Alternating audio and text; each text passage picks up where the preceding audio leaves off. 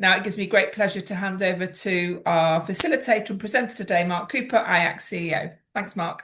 Amazing. Thank you, Kate. And hello formally to everybody. I hope you're all ready for a little bit of visioneering the future of our incredible industry, the meetings industry. And this is one of my favorite pieces of research to talk about. And it still feels very new for me. We only published Meeting Room of the Future in June this year. So it's all still very new trends. So if you see me pause a little bit, don't worry, I haven't gone anywhere. I'm just thinking through what's going on and what we're reading here.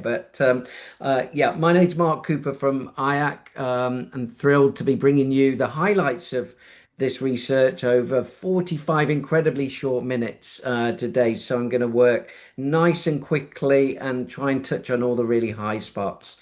First of all, just a little bit of housekeeping. I'll drop myself off video now so that you can all see as much of the screen as possible, and we will take you through this incredible research as much as we can in 45 minutes.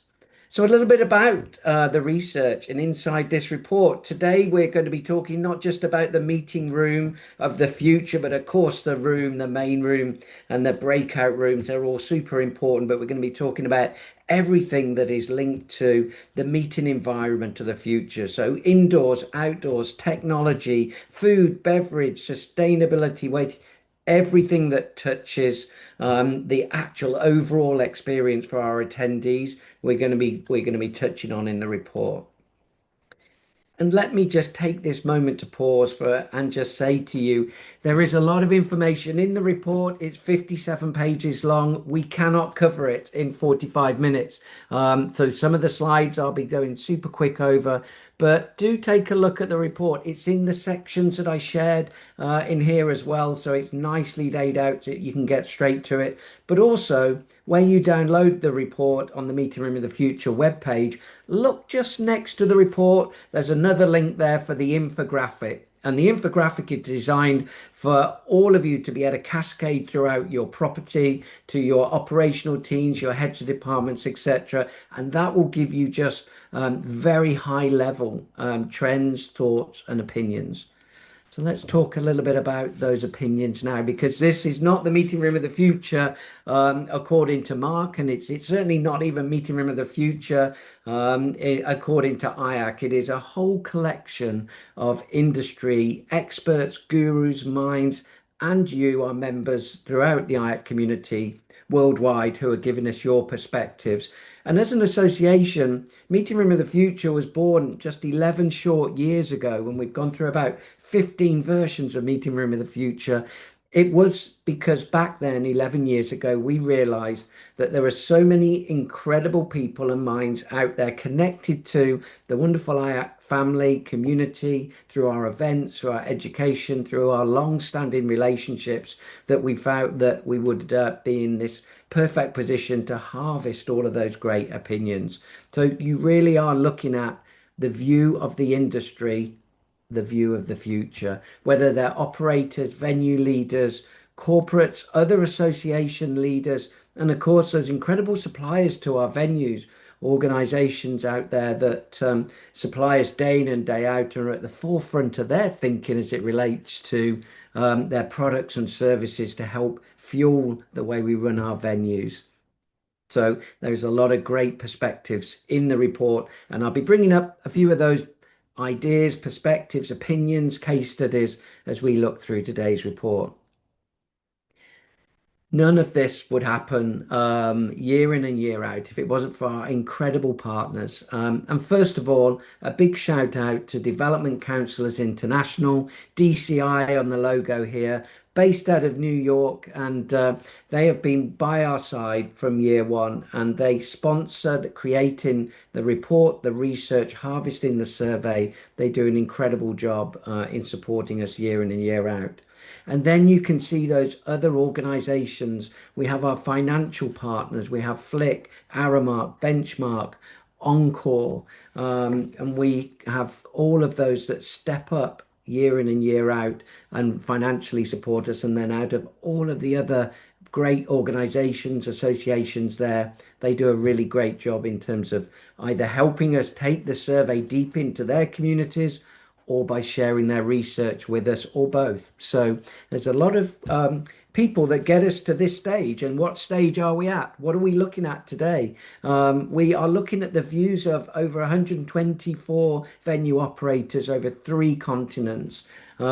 We've got a good number of those which are residential as well as non-residential. I know some on the call today are deeply passionate and connected to residential conference and meeting venues, and by equal measure, those that are urban, city-based conference venues that are day centres as well. And over 40 questions. So every one of those people, and some of you in the room, will have been part of the survey. It's a labour of love, but we truly, truly appreciate it. So now let's go into some of the highlights. 3 things that pop straight out for us. We always knew dietary requirements were important. They're even more important now. So that just that growth, that focus keeps moving on and on. Being allergy aware, being plant forward, those menus are now standard, even to a point now where we're starting to see some of those organizations and venues that are starting to audit themselves in terms of the knowledge of all of their staff that touch our attendees in areas where there's food and beverage exchange. Alcohol is on the decline. 57% of you have said less alcohol is being consumed at events. So, what gap does that leave for us to be able to satisfy those that are not looking to being, enhanced in terms of their experience in the bars in those areas, but are looking for something else? And shorter attention spans, they continue to go down. Our traditional venues, which would do half a day plenary session in their conferences, now are having to really start to really adjust their models because those attention spans are just getting shorter and shorter. So 3 little items there to get you warmed up, but now we're going to do a deeper dive in terms of those areas that I showed you right at the beginning slide. And venue priorities, the experience, the creation is everything from, budget friendly experiences, half day activations, experience creation, customer feedback. There's so much that goes on in terms of these areas. But interestingly, we always put a focus on this and have done every year since year one on what type of venues are meeting planners looking for. And the traditional hotel, and by that I mean the kind of one ballroom, one boardroom, traditional hotel that you would see where meetings and conferences may be, 12, maybe upwards of 20% of their business, but not, certainly not in the realms of an IACC certified hotel and venue. But the traditional hotels are continuing to fall off. They dominated our space pretty much since the meetings industry began. And now you'll see they're level set at 41% against conference venues and training and meeting focused venues. So what you guys are doing, what you're providing is super, super important because the use of your venues is so important. As well as our unique venues, look at the significance of those. We call them experiential venues, but unique venues, are on the up and up. And even if you offer and operate a venue that's more traditional in its conference and meeting and breakout spaces, there is certainly a lot of consideration going into how we can change those environments up, how we can add elements so that in some way they become that non-traditional type venue, even if the footprint, the situation is of such. There's some super creative things taking place. But the good news is IAC venues are in demand, and that's why our members are having a good, strong year. And let's not forget what our meeting planners told us last year still holds true for the very first time. Meeting planners told us that the venue physical characteristics was number one element in terms of achieving success in their meeting. For 10 years before this last year, education, content, and topic was number one. But look at that. Now that's level set against venue, food, and beverage at 50%. And what we do is even more important today than even the speakers and the content that's brought. The reason a meeting comes together, arguably, or is it? And that's now where we're going to start to look at it. So, what is driving that importance? Here, I'm going to go to one of our members, Sebastian Tarkowski. He owns and operates a incredibly dynamic and imaginative venue called Fagaru Conference Center in Sweden. And here's what Sebastian is thinking when he's dealing with his clients day in and day out. And believe you me, Sebastian gets really close to understanding what's brought his clients to his meeting venue, why they're meeting, what is the catalyst behind it. And in Sebastian's view, it's really clear. But they're seeing a clear trend amongst their clients where the education content remains important, but growing demand for the experience that go beyond it. And he talks about this in relation to the fact that a thoughtfully chosen venue has the potential to provoke thought and encourage meaningful interaction, which in turn supports idea generation and the evolution of new products and services. And we hear from industry all of the time that everything that could be invented, that's easy to invent, has been invented. The challenges that still exist today are the really big challenges. So putting people and attendees in environments where it supports ideas generation is fueling the evolution of new products and services, unlike any other environment. So that includes the corporate head office, if you've still got a corporate head office, that is, and haven't got your clients working, your staff working remotely around the world. Another thing that matters to meeting planners, they told us this very, very clearly, is they want natural daylight, they want room lighting and acoustics, they recognize the importance of it. And here there's an example of a conference and meeting venue in Europe, just outside of Eindhoven. Of course, it is because Eindhoven is the home of the Philips company, which is the Philips light bulb and the inventors of the LED bulb, etc. So, of course, we're going to talk about a venue near Eindhoven when it relates to lighting. And you can see there at Capellaput, they've invested very heavily in what is a beautiful traditional room, but it needs to be compelling for the meeting with daylight conference settings. And then in the evening, it needs to turn around and it needs to feel completely different. And the lighting systems that are going in there are way beyond just, going from halogen to LED to dimmable LED. This is changing up environments, and we're seeing a huge amount of investment in these areas. Clients are asking us today for the environments that we provide them for their meetings, the comfort, the wellness, and now the sustainability piece is really starting to dig in. It's digging in deep. It's starting to evolve more regularly in our request for proposals, in our selection. Meeting planners are evaluating venues through a social lens finally. And so the investment that we put in this area and have done for years for many of us is really starting to pay off. So, flexible, multi-purpose environments that can shift seamlessly between collaborative teamwork, hybrid meetings, and focused individual work as well is something that's really focusing in on that comfort and well-being piece by putting people in different meeting environments. I told you we're going through a lot today, so forgive me. We're asked, we've got a lot happening here, but do ask questions in the chat box, and we will get to those at the end. And any that we can't get to, I will follow up one-on-one with you, or drop me an email. I'll be always super happy to do it.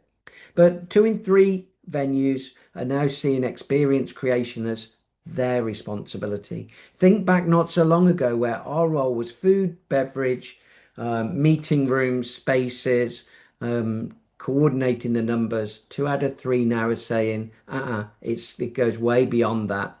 Theme food and beverage leads away. 92% of you are saying you're doing it regularly. Team building, always been present in a lot of venues. Dependent on the venues, if they're rural, they could do more team building outside. Certainly a lot of imagination going into team building solutions inside. But it's not the fact that we are doing team building for the first time, it's just how much of it we're doing. Look at that, 87%. It's really critical. So it's not just about doing one thing, it's about doing a number of things and it being our responsibilities.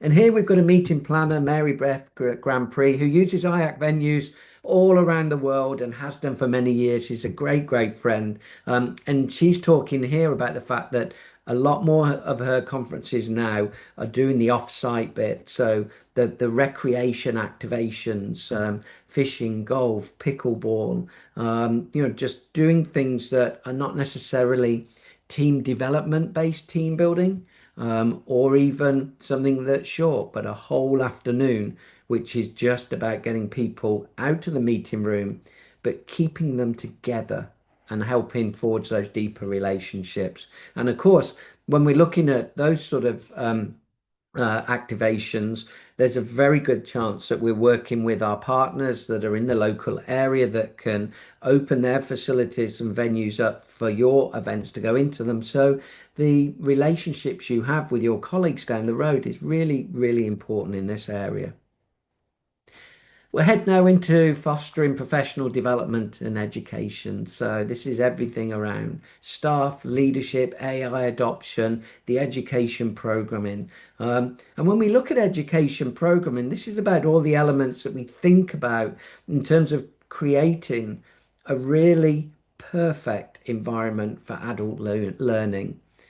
Now, interestingly, since 2024, residential and non-residential venues have moved a little bit in opposite directions on educational programming enhancement. So asking, are you doing more in this area? And we have a 26-point gap that's built up in just 2 years there. So it's interesting.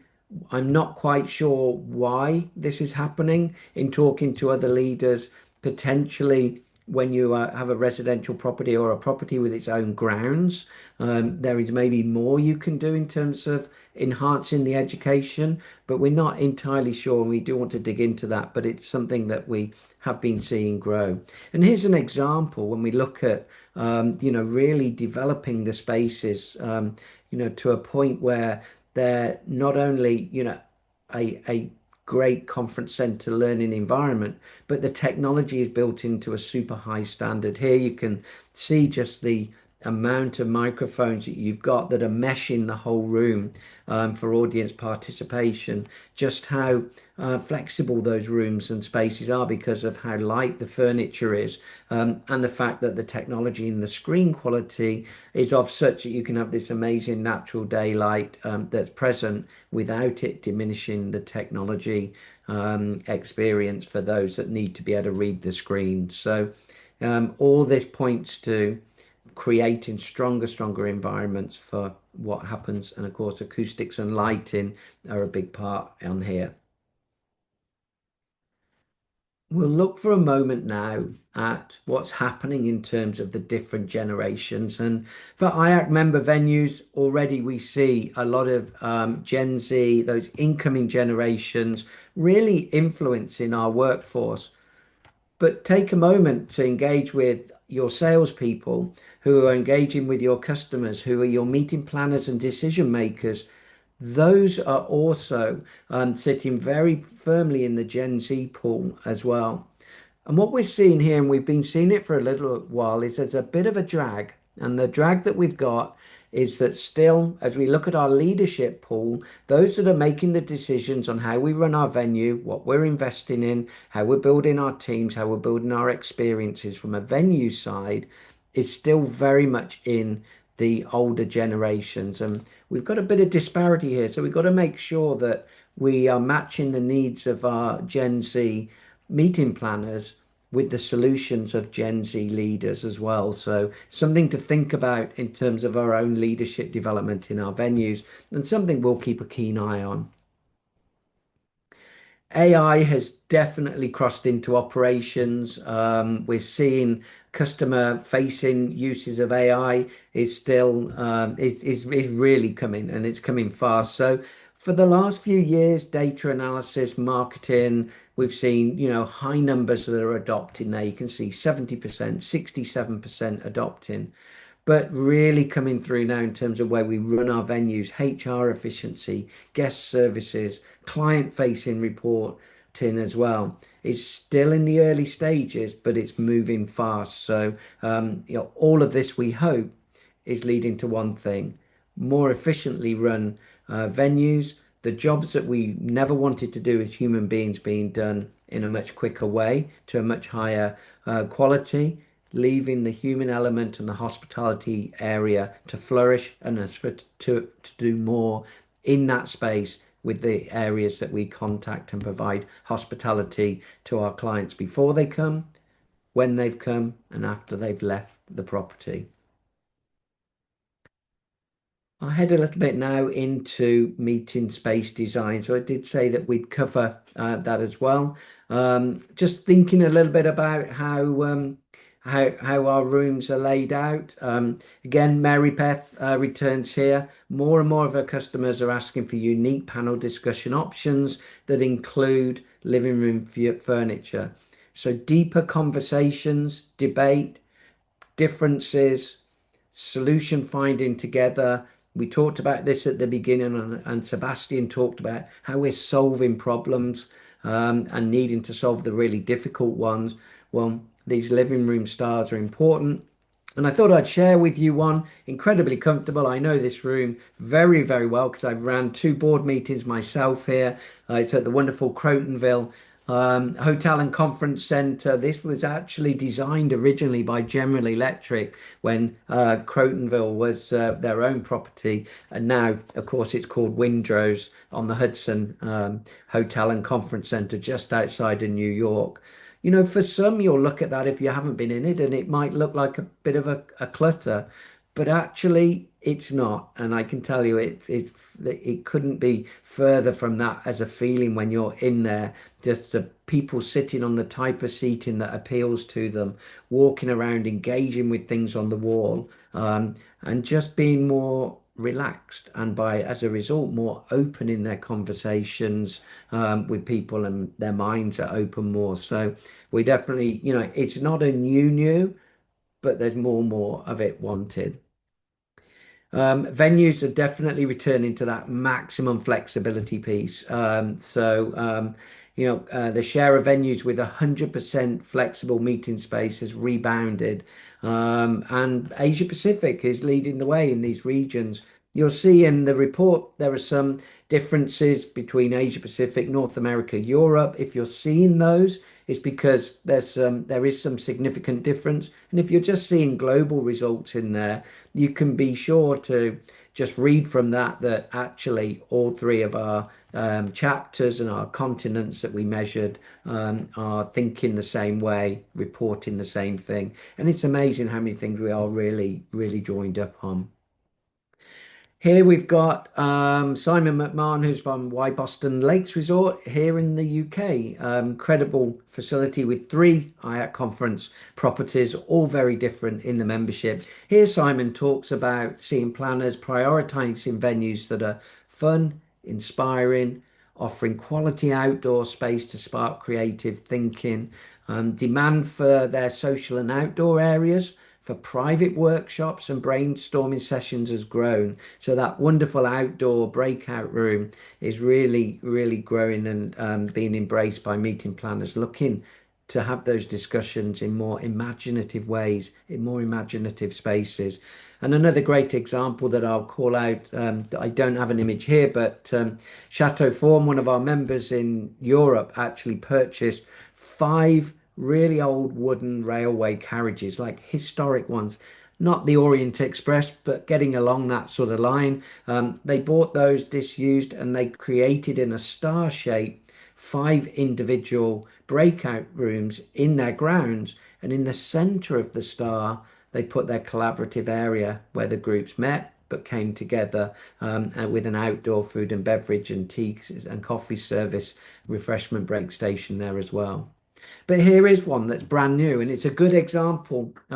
This is coming out of Stone Mountain in Atlanta. This is a brand new facility, or rather, a totally refurbished facility. They, Aramark Destinations, Susan Liston here, are working with their architects. Incredible group. I had the good fortune to be with their lead architect just a few weeks ago in San Antonio. But just look at this project in terms of the scale of what's being developed outside. and the amount of attention that's going into it architecturally. Fun, inspiring. Think of the last slide. Simon was talking about fun.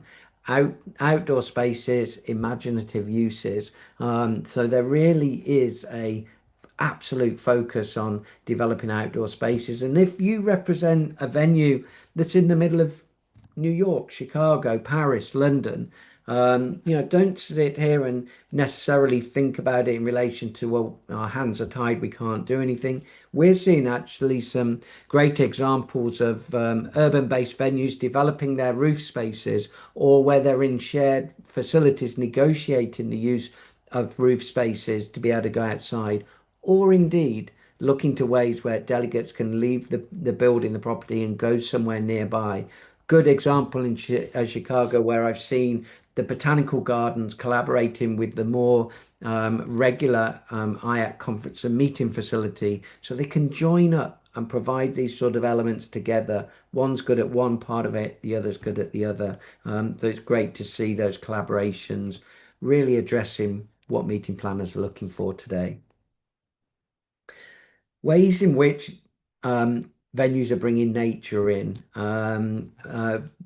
This is the biolific effect. This is how we make the indoors feel more and more like the outdoors. And garden trails, walking paths, plentiful of interior greenery, bicycles, kayaks, exercise equipment. Even we see some of that stuff at a hotel in central Stockholm, that actually they've got the kayaks, the bicycles, they're just all in their lobby, and the kayaks are above the front desk, etc. And they can't take the kayak away, but it makes that hotel feel outdoorsy, activity based. And then they've got the activities that they can do in the centre of Stockholm. So there are ways of being really imaginative. Even if you haven't got a river, you could make use of a kayak. 66% of venues encourage connections with the natural world. So that's again you telling us that you recognize the importance of it. And these numbers are up there in terms of recognizing the importance of sustainability. Here we have a member that said our venue integrates nature not as a backdrop, but it's a core experiential and behavioral design element across the meetings, the leisure bit of what we're doing, and the learning. So it's a totally connected strategy that they've got there. And here's another example coming out of Asia and Australia. Vanessa Green here from Clifton's Event Solutions. They've just improved their lighting across their properties to using natural spectrum lighting. Now, for any of us who don't know what that is, and I didn't until we were told this story, natural spectrum lighting is the type of lighting that is the closest to natural daylight that you can use indoors. So they've really upped their game there. Their big performance infrastructure upgrades, and where they saw a massive 1.4, so 14% uptick in terms of delegate satisfaction after they'd installed them there. So the attendees were putting a big thumbs up to them. So again, you've seen a couple of very different ways that it's been adopted. We'll keep moving through all of the elements. So thank you very much for sticking with me. Kate, if there are any questions at all as well, feel free to share them when I pause for breath, and I'll be happy to address those as we go through. Let's take a look at technology now. Venue operators rate meeting room elements on a scale of 1 to 10. So that's what's happening here. So where the attention has shifted since 2024, which is when we last asked venue operators, remembering that last year we asked meeting planners, we go 1 year to meeting planners, 1 year to venues. So when we compare these venue to venue statistics, they've actually moved in how much they've moved in 2 years. So dedicated, secure Wi-Fi guns shifted up in terms of importance from 8.2 to 9.3. Acoustics staying the same. Natural daylight in meeting rooms was the new one that we added to this area in 2006, so we can't compare it. But overall, meeting room lighting has shifted. There you can see just slightly downward, but nothing too compelling there. Again, sticking with technology and evolution, 74% of venues now guarantee bandwidth capacity as a standard offer. That's a big movement. And pick out the word guarantee there and think about it there. So it's not about saying we can give about 500 megabits in our main clean room, but dependent on use, dependent on numbers. These are now going down the road of being able to secure and dedicate for a conference or meeting offer. And that leads to just the security of the venue of the event being able to do exactly what it wants to do. In this area, non-residential venues are leading the way. High performance connectivity is now baseline. It's not a premium in terms of what they're offering. So bravo to all of our non-res venues there that have really ramped up their internet infrastructure and are shouting about it because that's really important. So what venue operators here consider essential equipment has shifted a bit. Speaker systems, and it's not necessarily putting in a traditional speaker, but it's connected systems in there. So speakers and definitely microphones to good, easy to use audio visual in there and amplification. Remote video calling, 67% said it's essential in 2026, so it's not gone away. LED screens, whiteboards, remote video systems enter the essential list for the first time. And the traditional whiteboard there is the only one that really has lost ground. So that's one that maybe we're moving and using and more comfortable with the technology to move away from a whiteboard. I'm not telling you to throw all of your whiteboards away and put them in the cupboard with the 35mm slide projector or the overhead projector if you've still got those in your store cupboard. Absolutely not. But just think about how many times they're being used. Are you putting two in the meeting room when one's being used now? Have you got inventory for bringing extras in and they're just not being called out? They're the sort of things to take a look at. Venues anticipate cyber risk and are cautious about new technology, but most haven't faced an incident yet. We've heard of incidents in the news, but and we're seeing that venues are aware of it. They want to make sure their internet infrastructure is robust enough to protect their clients because the last thing they want is a high-profile client with a data leak, with something that happens because of their internet infrastructure not being of the quality it needs to be. So we recognize that we really need to be hot there. And still in the middle of the park, cybersecurity is a concern when we're putting in new event technology into our venues. So this is us as venue operators. When we get lower down the scale, I am more challenging with AV and IT systems, so it's pretty much balanced there. And at the bottom, as we said, luckily our venues are not having to deal with serious issues. Are venues expected to provide virtual streaming services often on the day? And this was something that came out of our research last year, and meeting planners increasingly said we want to be given on the day requests for this, not 2 days, not 3 weeks, not 6 months in advance. 44% expected to provide virtual streaming as a request on the day, and being that nimble to be able to do it. So if you can do it, advertising that you can do it, even if you're not asked for it on the day very much, is probably a wise thing from a marketing perspective. In-person venue inspections have increased. I don't know if you're seeing that from the site inspections that you have, but we've certainly seen it. There's a couple of opinions there. I don't have time to go in them, too highly, but there's a view that the complexity of the experience that we're looking to create is leading our meeting planners to spend more time prior to the event visiting the property to really dig into and create those rich experiences with us as consultants in there. So again, it's not to say that the technology of virtual site inspections and how we present our venues in advance is not critical. I believe it actually is from all of the conversations I've had. It's just that you're probably having the first stage of your venue being evaluated by technology. And then secondly, you're having the site inspection to really develop the experience. So it's not one or the other. And now we'll move into food and beverage. It's always a special one for this report because it's moving so fast all the time. Um, but interestingly, we saw in that very early slide that food and beverage is really up there and in line with the importance as it relates to content of your meetings, um, linked to the success of meetings. So clients are holding food and beverage in incredibly high demand.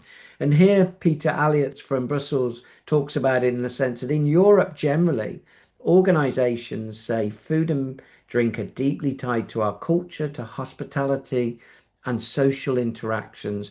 And as a result, organizations and our attendees often see the quality of food and beverage as a direct reflection of the overall quality of the event, the meeting, or the organization that's putting it on. Maeve Webster was our keynote speaker in our annual conference in America in April, and she's returning to Munich. So anyone who's thinking of coming to the IAC Knowledge Festival in Munich, in the time of Oktoberfest, I have to say as well, but especially to come and listen to Maeve talk. She really talks about the importance of locally sourced food and beverage, and she talks very much about food trends and how we can't just lock into the trend of the day and provide it. We've got to be one step ahead of it, and that's really tough. Meeting planners are looking for premium experience for the same budget, and that's super hard for us as our industry and our operations and our venues have never been more expensive in terms of operating them and providing the services that we have. Here we have our customer looking at us for premium experiences.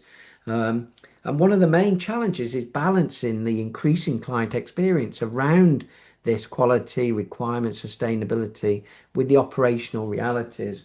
Now, only you have the answer to that, and can unpick and unlock the answers to those. And one of them that's in the main report, I believe, and it's linked to more in this area is linked to how we are super creative around menu planning, where we are making our menus to a point where they're really high quality, but that's not using the low hanging fruit of really expensive ingredients like expensive seafood, like beef. Really being creative and giving them the flair and the high quality element whilst addressing the budget issue as well. So we're having to be super creative in this area. And here's the 57% that we saw right at the beginning. A measurable shift in how our guests are engaging with social and evening programs, doing stuff in the evenings other than just making the bar available. So that's a really key area. And here are frustrations with food and beverage. So just a little bit of a highlight. This is what our meeting planners are telling us is really important and that venues are getting wrong time and time again. So if you're not getting this wrong, if you really do step up above the crowds and your competitors in these areas, just make sure you're shouting about that and you're making this your point of differentiation. Because believe you me, the bar is low when you look out and you look at the non-IAC venues that are out there that are trying to deliver mediocre service, that high cost, low perceived value. A perception is coming out of working with those venues. Inflexible menus, limited dietary options, food waste concerns. I mean, it wasn't so long ago, a meeting planner's role was to make sure the buffet didn't run out. And now their concern is the attendees walking away from a room and the buffet table being full of food and it appearing to look like they've over-ordered and been wasteful. We've gone full circle, and it's not a bad thing because we really do have to focus in these areas. Lack of staff knowledge on dietary needs. Remember at the beginning, I talked about what we were seeing in terms of actually organizations now, venues auditing their own mystery shopping, basically their own venues during an event to make sure that the staff that are at the front line, because we know our chefs can deliver menus and label them properly and deal with the main allergens and the dietary requirements. But when it comes to somebody walking up to that buffet counter and seeking some clarification. Does the person they interact with know there? So there is still an area where meeting planners feel we could be better in this regard. So where do venues agree on food and beverage this year? They agree there's been an increase in dietary requests. They agree that we got to use locally sourced food and beverage items and promote that, not just do it, promote it. And they agree that sustainable practices have to become more important. We have to keep pushing wherever we are today in that movement. We have to keep moving along. And that takes me into the final area, which is that social impact and that climate area, an area that's affecting us across Europe, in the United States, in Australia, in Asia, in all element areas. Some of it legislation backed in terms of forcing the pace of change. In other areas, it's just about general what we're doing at home, changing and influencing the way we want to behave at meetings. And here, Jesse States, who represents the largest organisation of meeting planners in the world, Meeting Professionals International, talks more about becoming more deliberate about food and waste prevention, smarter portioning, smaller vessels. So menus designed to eliminate what goes uneaten. So it's about reducing the waste, not managing the waste, not being able to repurpose the waste, reducing the waste. And believe you me, when the meeting planner community, and particularly in North America, as is in the case where Jessie is a lot of her time, when that's coming through, you can see that change is definitely afoot. So it's very welcoming. Where our clients are pushing sustainability, our clients want locally sourced food and beverage. They want that destination appeal to come in. And even if it is, it means you're working with a supplier that is not your normal supplier, and you bring something into your meeting space environment because it's new, it's trending on Instagram. I remember this actually not recently, a few years ago. Convene in New York were working with a bakery in central Manhattan that was trending virally globally in terms of cupcakes. So yeah, it's going back a little while, and they really embrace the fact that they needed to partner with that supplier and find ways of being able to offer that as one of their break station solutions. So really, really moving quickly in that area. Most sustainability practices declined slightly in 26 from 24. So I've just talked about the importance of sustainability. But one of the things I want to point out here, and what we believe sits behind this, is of course when we put things in high regard, it normally, in terms of importance, it normally relates to we need to change. But when you look at the amount of venues that have put great sustainability solutions in place, have great offsetting, are providing great reporting for our meeting planners, then when we satisfy in many of those areas and it's no longer a pain point, it drops lower down in terms of our importance. And what rises is the stuff we've got to change. So again, you've got to be careful when you read between the lines. So, ladies and gentlemen, we've hit our 45 minutes now. I appreciate everybody's time, but successful venues in 2026 are those willing to continually adapt, experiment, invest with purpose, and balance that innovation with practicality, whilst all of us, of course, have got to remain focused on the attendee experience. So I hope that what that has done for everybody is giving you enough curiosity to go out there and download the report, do more, look at what you're doing within your operations. And with that, I'll just go to the chat to see if we've got any questions. So, yeah, the report will be sent to you afterwards. Kate will include the link to that. Regarding sustainability, our clients asking what our procedures are for food rescue. and sending leftover food to organizations that will distribute to the homeless. All of that's really still important to a degree, but I think the strategy now that's overtaken that has been not to do more in that area, but to cut down the channel to having to do that from a reduce the amount of unused food perspective. So there's a lot that's happening in both areas, but you can't stop the other one, because repurposing food that hasn't been used is still incredibly important for your community and those in need. Ladies and gentlemen, thank you. Anyone has any other questions, so please feel free to email me or contact on LinkedIn. Appreciate you joining us today for Meeting Room of the Future. Kate, I'll hand back over to you and appreciate it. Thanks, Mark. Just Thank to you, Mark. inform you, I have just put the link in the chat to the Meeting Room of the Future page for you to download the report. I will send you all the recording as well afterwards. And then just check out our lineup on the website. We've got a webinar coming up on the 18th of July with Master Connections. And this session will run again in September for anyone that missed this one, although obviously they can get access to the recording as well. And yes, I can send you the slides too, Jenny. Thanks, Kate. Okay. Take Have a care, great day, guys. everybody. Thank you Thanks a both. lot. Bye Bye, everybody. bye. Bye. Thank you.